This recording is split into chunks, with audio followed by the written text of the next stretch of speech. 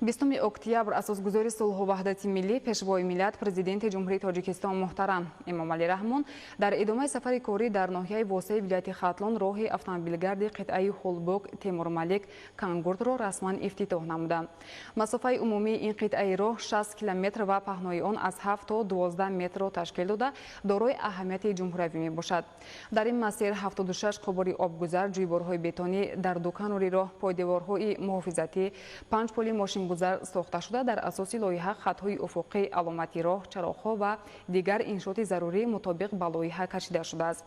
ёдовар мешавем ки корҳои сохтмонӣ дар роҳи нақлиётгарди Холбок Темурмалик Кангурд 1 ноябри соли 2021 бо иштироки асосгузори сулҳу ваҳдати миллӣ пешвои миллат президенти ҷумҳурии Тоҷикистон муҳтарам Эмомалӣ Раҳмон оғоз гардида буд.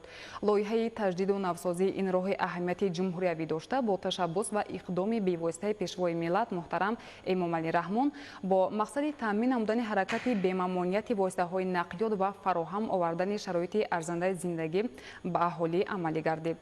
Сарвари давлат муҳтарам Эмомалӣ Раҳмон ба сифати корҳои анҷомёфта баҳои баланд доданд. Лоиҳаи сохтмони роҳи мошингарди Холбок Темурмалик Кангурд аз ду марҳила иборат буда, марҳилаи якум Холбок Темурмалик 33,4 километр, марҳилаи дуюм Темурмалик Кангурд 25,117 километрро дар бар мегирад. Ифтитоҳи роҳи автомобилгарди ноҳияи восеъ Холбок Темурмалик деҳоти Кангурд боз як қадами устувори дигар дар ҷодаи рушди сайёҳӣ дар кишварамо мебошад.